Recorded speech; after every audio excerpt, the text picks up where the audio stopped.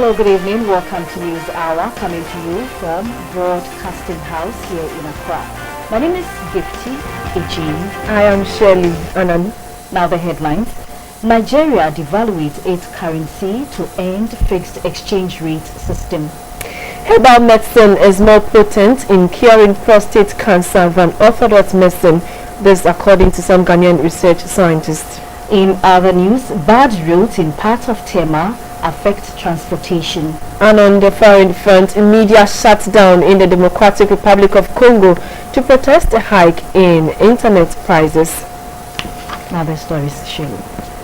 The Nigerian naira is down by 40% after the Buhari administration allowed the currency to float, marking an end to the central bank's much criticized fixed exchange rate system.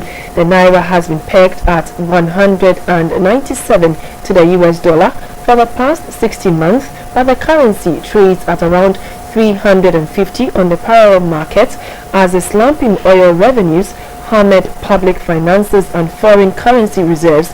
For months, foreign investors and economists called for a devaluation of the naira as chronic foreign currency shortages choked economic growth and led to widespread capital flights. Africa's biggest economy contracted by 0.4% in the first quarter and is facing its worst crisis in decades in the wake of the decline in oil prices and the introduction of a currency peg. With a sharp fall for the naira, Nigerian products will become relatively cheap and imports more expensive, which should stimulate the domestic economy and lift inflation. President Buhari has previously raised concerns about the inflationary impact that a weaker currency will have on the country's poor. Nigeria, Africa's biggest crude exporter, has resisted devaluing its currency for more than a year. Major oil producers including Russia, Kazakhstan and Angola have allowed their currencies to fall following the collapse of crude oil prices.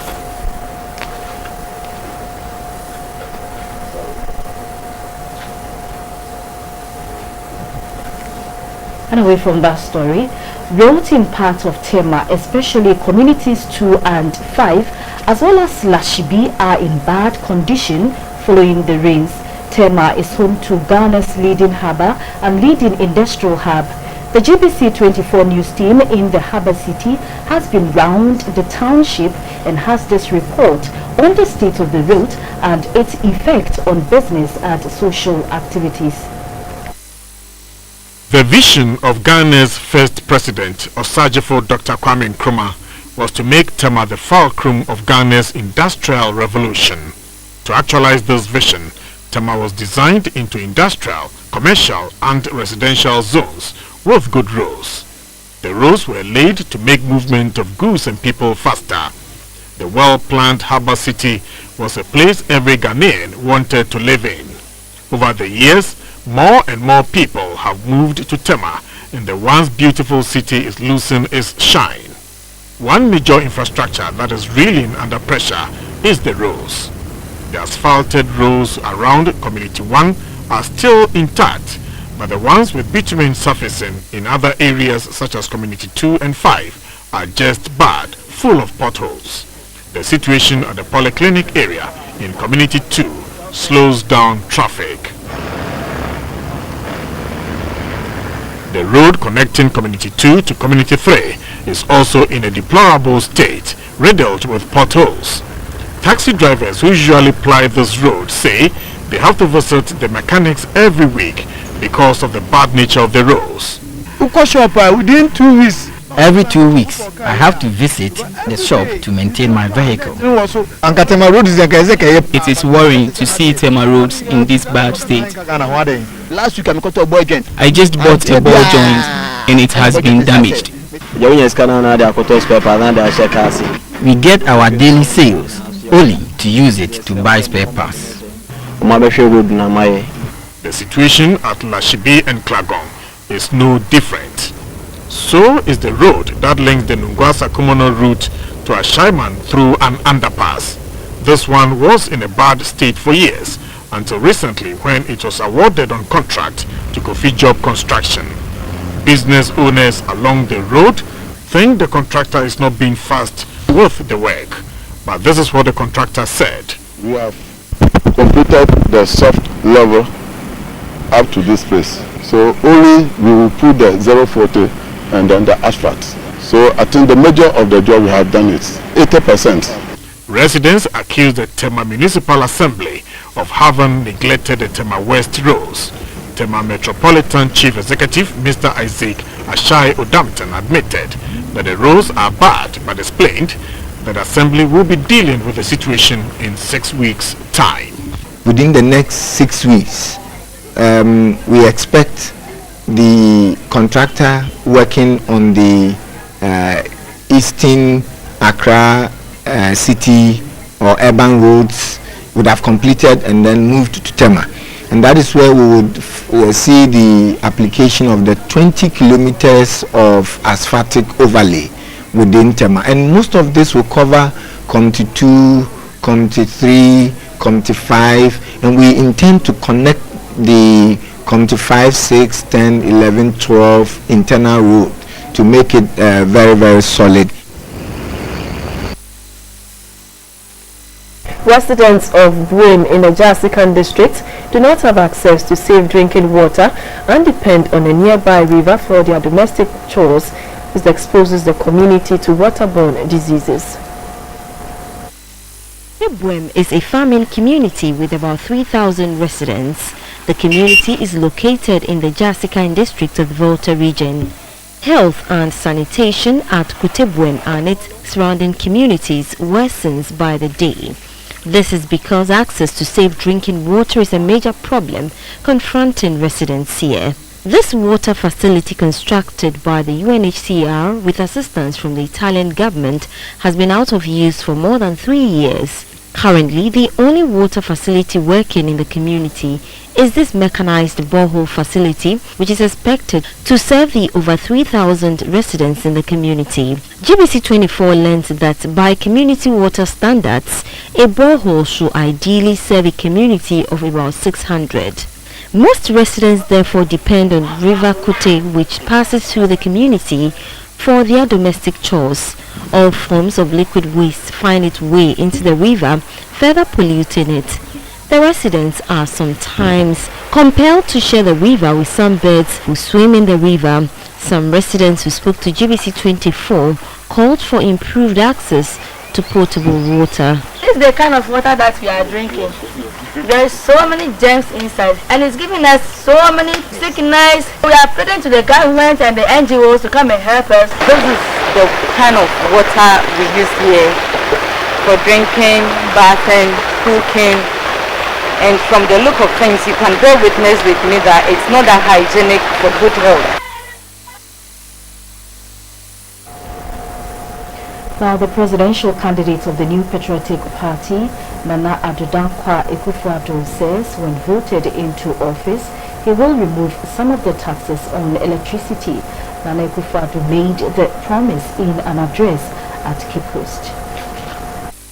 This is the fourth day of Nana Akufo-Addo's 5-day campaign tour to the Central region. It was the turn of the Cape Coast North and South constituencies. Nana joined various congregations in the metropolis, including St. Peter Catholic Church at Pedu, Anglican Cathedral in Cape Coast, and Abra Methodist. The MPP flag bearer later went to Abra, a suburb of Cape Coast, where he was met by an enthusiastic crowd. Activities at the various places Nana visited, including in Kamfwa Market, Abra came to a standstill.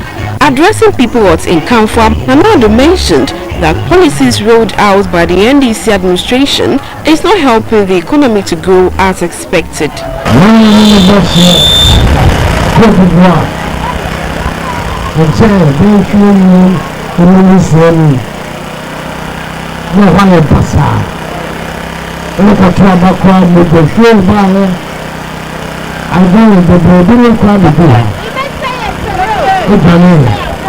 Over 2,000 dead, 100,000 people displaced. Yes, Enna Malasa Watara on a couple of picture Cote d'Ivoire here. And then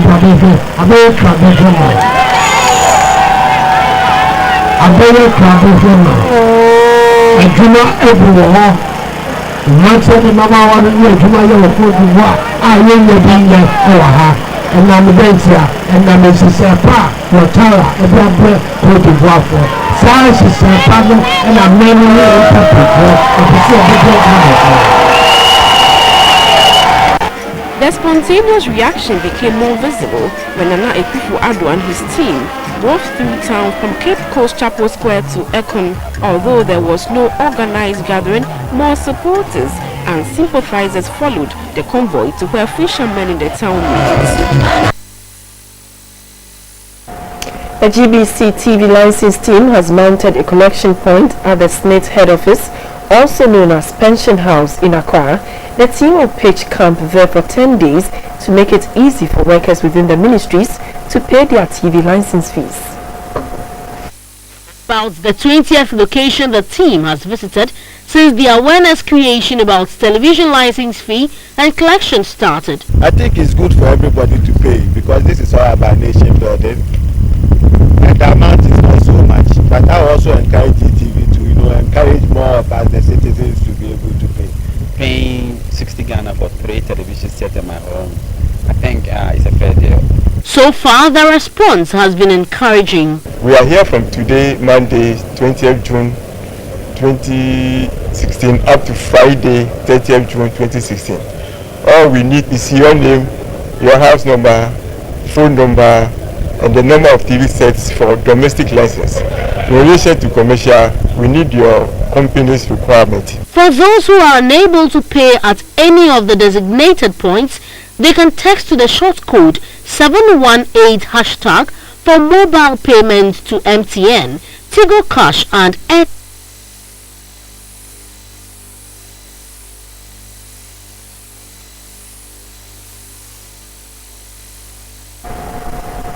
You're watching News Hour on GBC 24 and GTV.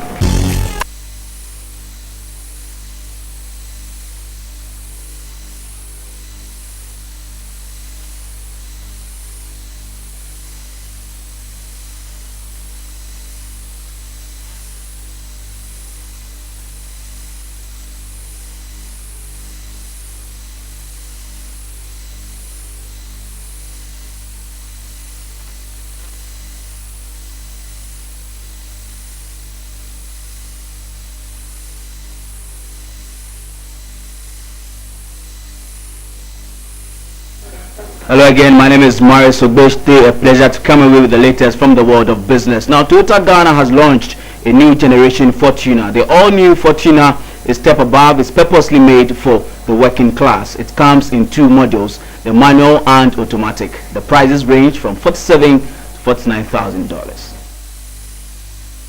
Introduction, the Fortuner has earned admiration around the globe for its impressive quality, durability, reliability and all-terrain capability.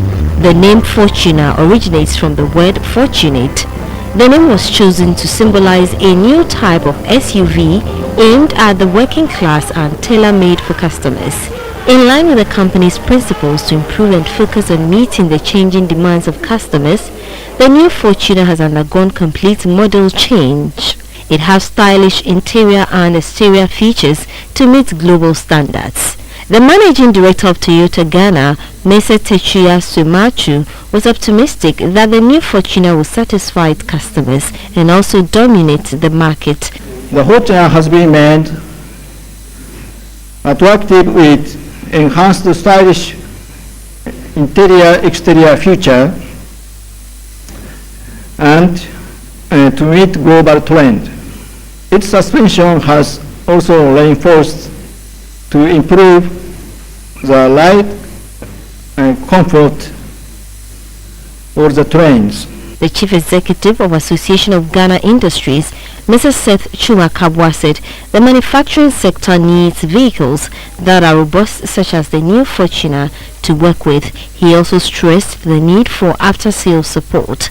As a strong promoter of made in Ghana products, I will always urge Toyota Ghana to also start looking at areas where we can also have further local content in whatever we do.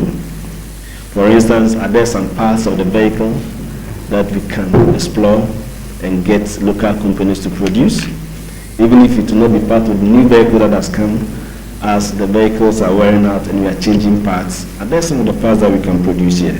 And I think that as we collaborate with other automobile industries or companies in the country, we should be able to achieve something like this in the course of time.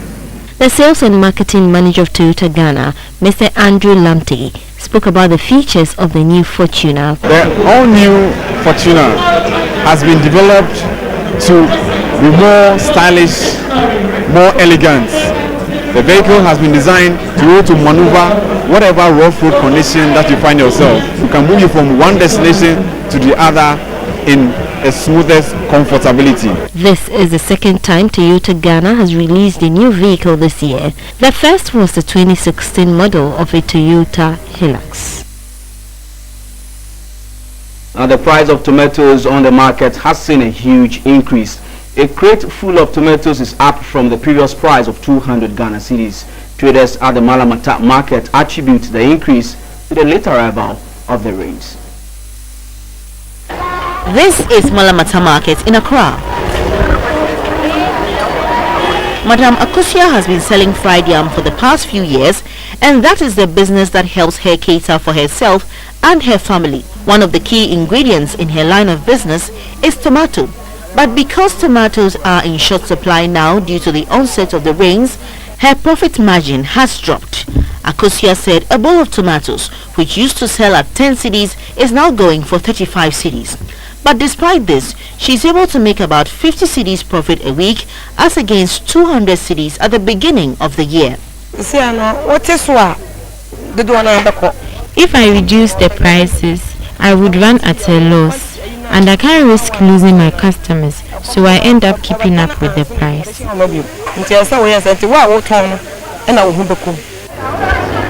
Akusia is not the only food vendor facing this challenge. According to a wache seller, Madina to Yusuf, the scarcity of the produce has made her increase the price of wache she sells. At first, when I price, since no one loan into them, it's 200 Ghana. Because prices have gone up, it has affected my sales. Purchasing no to me by too much. Kenke and banku are staple foods in Ghana and can hardly be enjoyed without tomato as an ingredient for the gravy. Monica does her banku and kenke business at Kanda, another suburb in Accra. She disclosed that a box of tomatoes that used to be sold between 400 cedis and 500 cedis is now twice the price, and this has also affected her a lot. We mostly run at a loss because of the scarcity. But another food vendor who sells rice, Mamiesi, said she sees no increase in the produce. Though the profit margin is not that great, she still manages to deliver to her customers. The increase in prices has affected our profit margins. In Ghana, tomatoes are mostly grown and cultivated in the Upper East, Ashanti and Bono-Ahafo regions, particularly in Navrongo, Ada, Winchi, Tiobudom and Akomadang. The vegetable in Ghana is used in making kontomire stew, light soup, tomato stew and jollof rice, just to mention a few. Joyce explains that tomatoes need water to survive, but if the rains fall heavily, it rather destroys the crop. Due to the rains, we do not get quality tomatoes. It normally thrives well where there is more sunshine and less rains. Ms. Vida, who has been in the business for over 3 years, says she initially used to make a profit of 10 cedis but does not make anything at all. We used to make profit, but now we get nothing at all.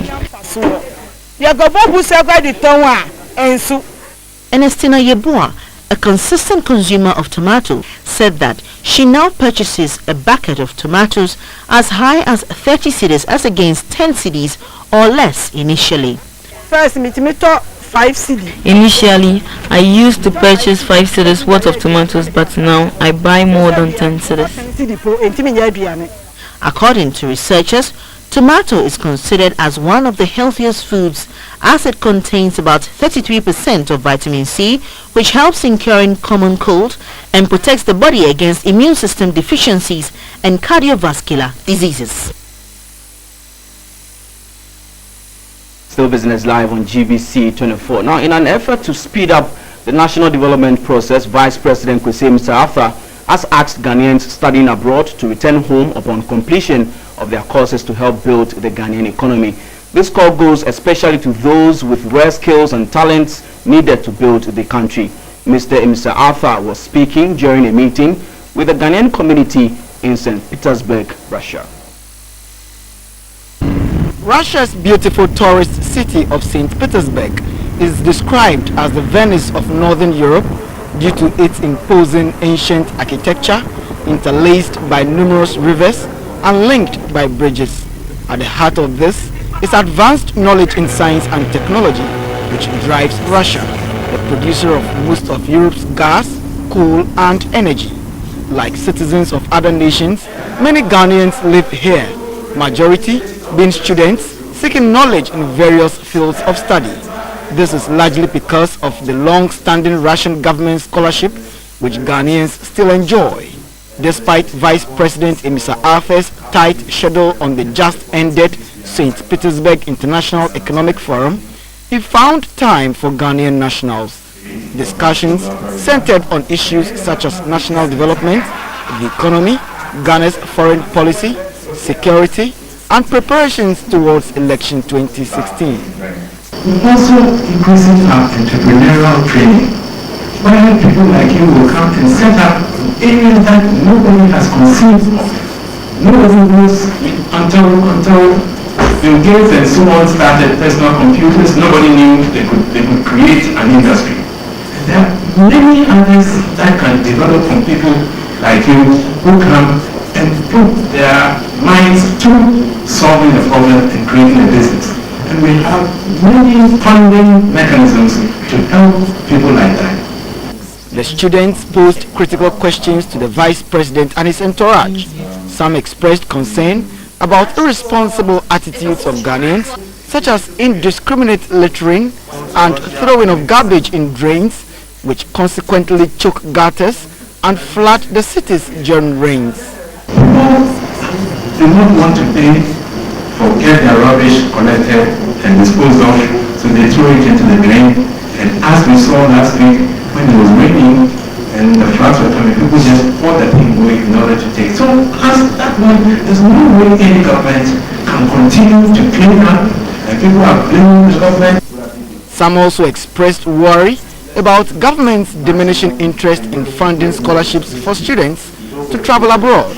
Mr. Arthur said, although various sectors compete for attention, government has thought it prudent to rather invest more in expanding infrastructure, especially at the basic and secondary school levels, while attracting and encouraging girls to be in school through various incentives. This, he said, has yielded dividends in the form of more than 90% school enrollment rate in recent times. Many people are getting educated because the government is spending a lot of money at the lower levels of education to ensure that people have a leg up. People can start off without getting an education. So I'm saying that while the state is reducing its control of the national budget, the state is also increasing its contribution, especially in education. All the initiatives, interventions that the government has in terms of the schools and the trees, in terms of the secondary schools that we are building, in terms of a number of state universities. We have one public university in every region of our country. Those are our resources. On the issue of accessing biometric passports, Ghana's ambassador to Russia, Dr. Kojo Alabu, said the government of Ghana has rolled out a program where the country's missions across the world are zoned into geographically contiguous areas and have started issuing the passports. He pledged to inform his fellow nationals if it gets to the turn of Moscow. Trade and Industry Minister Mr. Ekospio Gabra allayed fears of students abroad who struggle with industrial internships back home, reiterating the Vice President's pledge to assist especially those with skills needed in science and technology sectors. Mr. and Mr. Arthur also donated some seed money for the Students' Welfare Fund. Some of the students and members of the Ghanaian community were honored for their services to the community and the nation at large. Nto Bibini Nto, GBC 24, St. Petersburg. Interbank market where the pound sterling is selling at 5 cedis 57 pesos, the dollar at 3 cedis 90 pesos, and the euro at 4 cedis 39 pesos.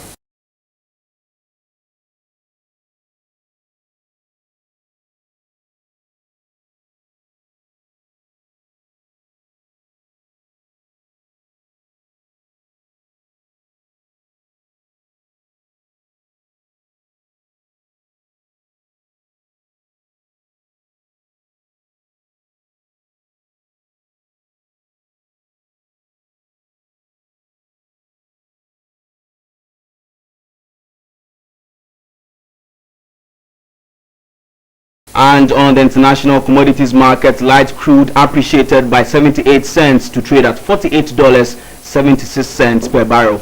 Cocoa also gained $53 to trade at $3,159 per ton. However, gold lost $11.50 to sell at $1,281 an ounce.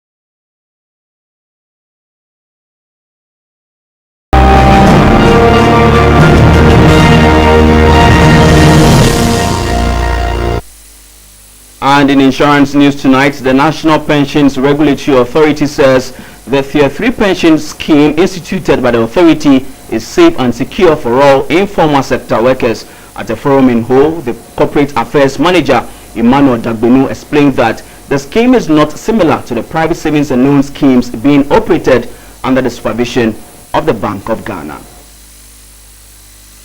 The National Pension Act, Act 766 of 2008, established the National Pensions Regulatory Authority, NPRA, to replace the Social Security Cap 30 and related schemes.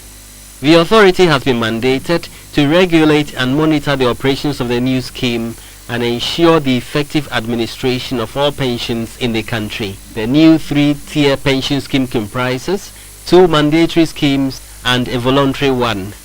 These are the mandatory Basic National Security Scheme, which is an improved system of SNIT benefits for all employees in both the public and private sectors. The second tier is the Occupational Mandatory Pension Scheme for all formal sector employees but privately managed, whilst the third tier is a voluntary provident fund and pension schemes supported by tax incentives meant for the informal sector workers. Available statistics indicate that the informal sector constitutes about 85% of workers in the country's economy. These include farmers, fishermen, market artisans, drivers, and other self-employed persons. The forum is part of a nationwide awareness drive by the authority to get more people hooked onto the scheme. The Corporate Affairs Manager of the National Pension Regulatory Authority, Emmanuel Dagbenu, said the new pension scheme will help improve the living standards of the elderly and also ensure financial independence of retirees. An international consultant on the scheme, Russell Gallo, said adequate savings require a personal financial discipline to ensure a regular contribution to the scheme. He therefore urged informal workers to join the scheme to ensure financial security during their retirements. The Volta Regional Secretary of the Trade Union Congress, Elvis Van Leer, encouraged the public to invest in their retirement ages. And that was insurance news brought to you by SIC Live. News up on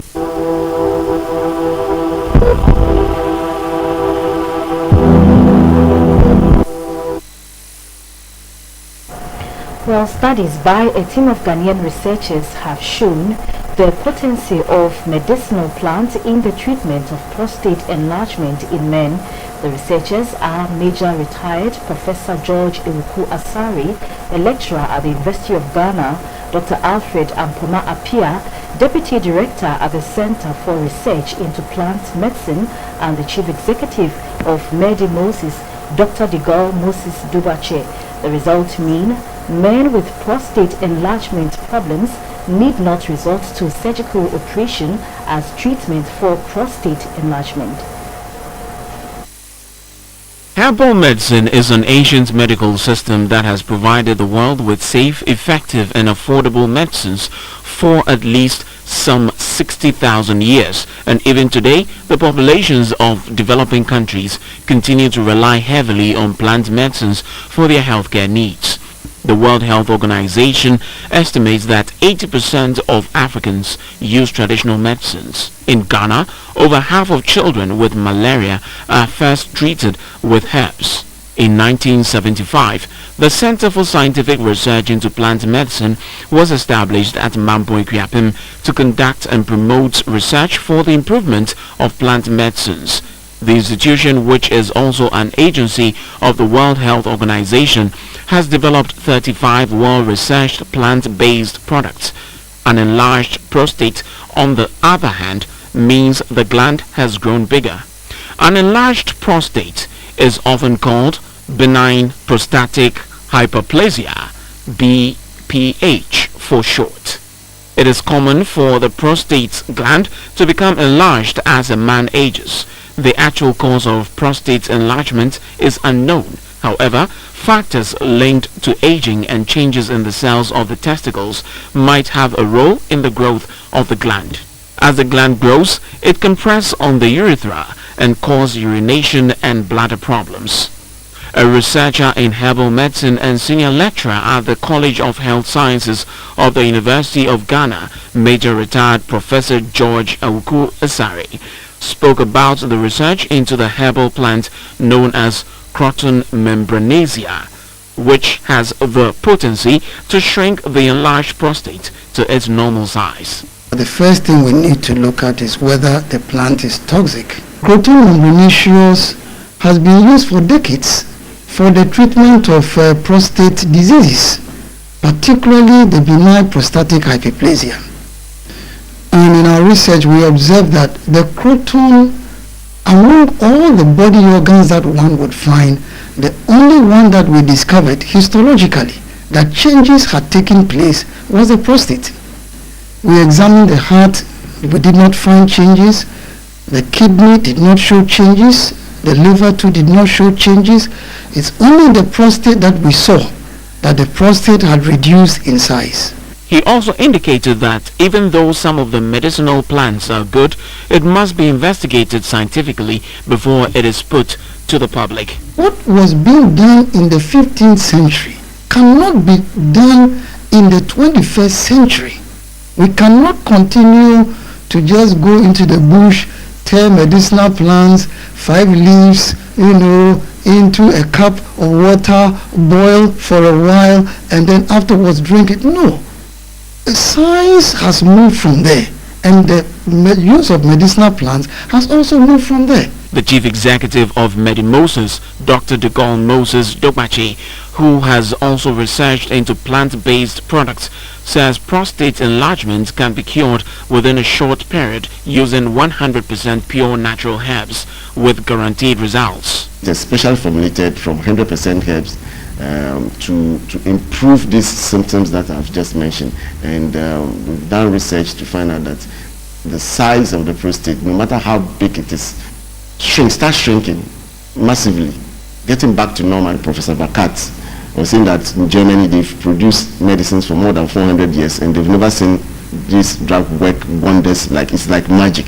No surgery, shrink it back to normal safely, no side effects. He urged men who have problems with prostate to visit the hospital early to avoid the prostate becoming a cancer. When it becomes cancerous, they don't longer obey the body's instructions. It's going to start multiplying from where it is, and it will not stop from the prostate area. It will not stop, enter the pelvis. It will not stop. It start moving to the bones. Then it move into your liver, move into your lungs, get into your brain. So that's what we call cancer. So it's dangerous. And you need to come to the hospital if you notice any of these signs, so that we check, we do what we call biopsy to find out whether it's cancer or not. The Deputy Director of the Center for Research into Plant Medicine, Dr. Alfred Mpoma Apia, said government stands to benefit if it invests in herbal plants, especially Croton membranesia. I have mentioned this Croton, and like I said, we cannot, even at 100 Ghana cedis per kilo, we cannot get to buy. And the disease condition that we used to treat, it doesn't affect only Ghanaians, it affects a lot of people across the globe. If you have something that can resolve it, it is quite simple. And this plant does the job. We can produce it in large quantity, produce for our own people in Ghana, export to other areas. That can also give us a lot of money. In Ghana, efforts to promote traditional medicine practice started with the creation of the Ghana Psychic and Traditional Healers Association in 1961. The association aims at upholding, promoting and protecting the best in psychic and traditional healing in Ghana.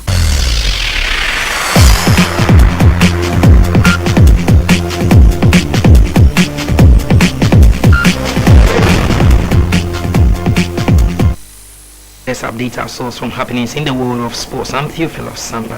Accra Suffolk have fired their Japanese coach Kenichi Yatsuhashi. The tactician was officially informed of the decision on Monday after a board meeting. His sacking comes after just 6 months in charge of the Phobians. He has been credited with the revival of the fortunes of the Giants in Accra.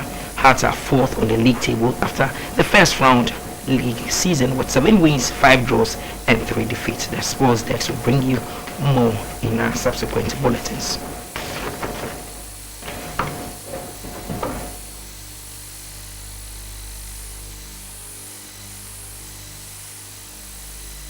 Widiba Bees Women's Football Club Soccer Intellectuals kick off the second round of the National Women's League with a bang.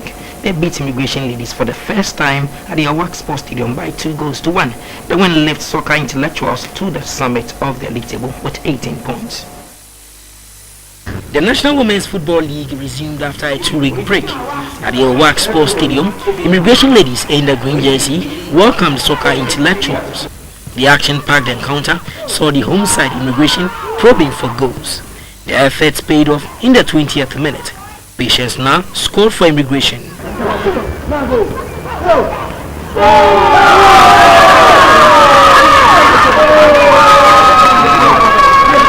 Soccer Intellectuals regrouped after the second half. They pushed for the equalizer. In the 56th minute, Sarah Boni profited from a mistake from Immigration's goalkeeper.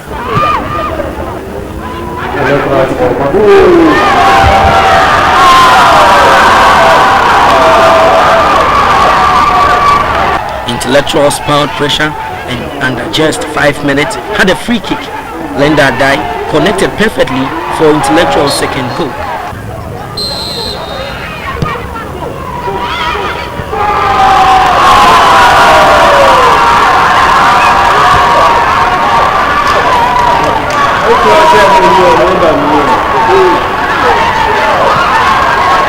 Immigration found it difficult to cope with the speed of the Intellectual lads.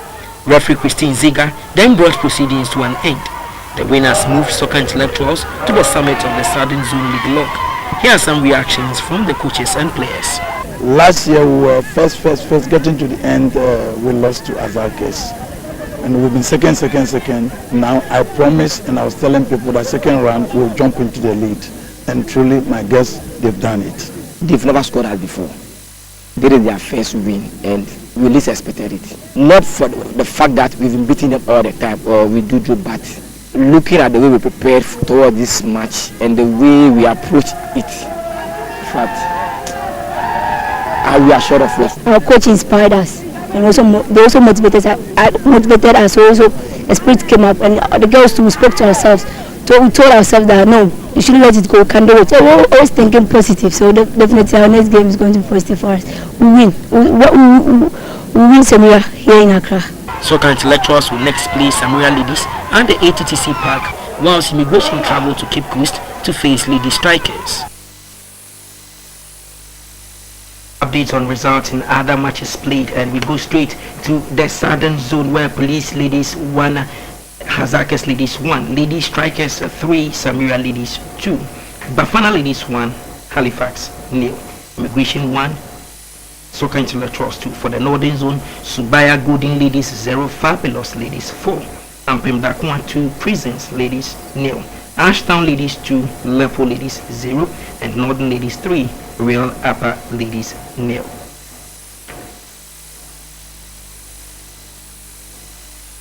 That's all for sports.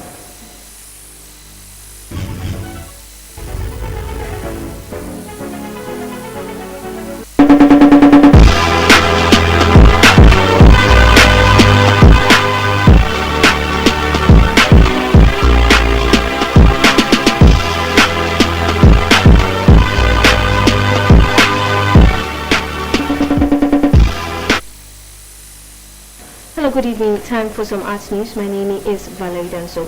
Cornfields in Accra borrows its title from a parenthesis on Ghanaian writer Ama Ata Adi's poem.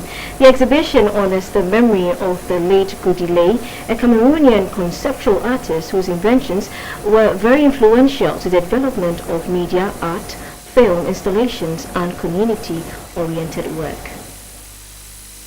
Focusing on the works of artists in this part, Vabani Fiachi, known as the craziest artist, confronts prejudices and stereotypes inculcated by social, sexual and religious norms dealing with political brutalities of our global present and past. Livingston Amwakun reminiscences on a time in his village when snails were abundant and have disappeared with the gradual depletion of the forest. Lulu Atanli's concept starts with a sense of autonomy. By locally assembling machines, he is able to make technology that can multiply itself and the business becomes independent. Samria Abdullah Muru's work cast in recent dry and smoked fish, which are present in many Ghanaian staple foods. The labor-intensive work is driven by an interest in the interface between what is real and what is not fish. The work of Yawasari Bediakun displays little kiosks found all over Ghanaian cities, which has become significant object within its nascent practice. GBC 24's arts and entertainment team spoke with some of the artists. The total inspiration from this work is how this camera invade my personal space, how people want to know what's happening in my private space just because of a prejudice, just because of an appearance, just because of stereotype. And those things have made us very vulnerable to all forms of violences and all forms of public gaze. I'm being inspired by a lot of things. I was working under people who have done this over and over, with the lives of Pom, Jeremiah, and then from the Western world, Terry Rogers, and then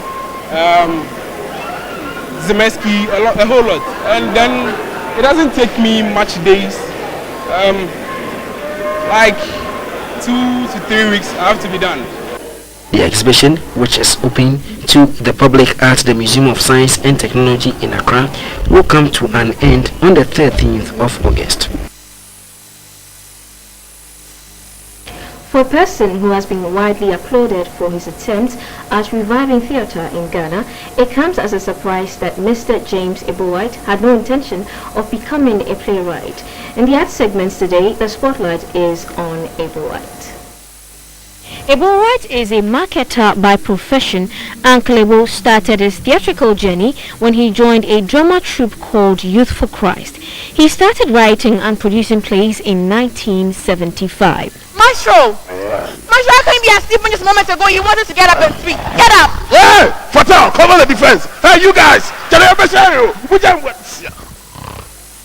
Some of his plays are The Trial, Widow's Confession, Devil's Wife, Wedding Behind Closed Doors, Unhappy Wives and Confused Husbands. Is there something wrong with you? Bishop, look at my brother! Bishop, look at my shoe, Bishop. Bishop, you look. Bishop, look at my...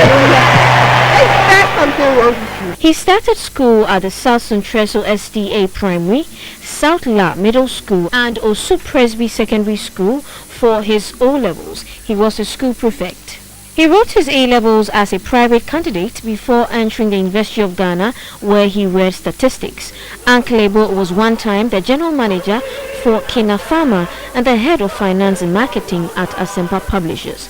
His recent plays include Bananas and Groundnuts, Unforgiven, and Dear God, Coma. Thank you for the well, so sweet. Thank you for the food we eat. The news are GBC 24 and GTV News Tonight is at 9:30. Keep watching. Good evening.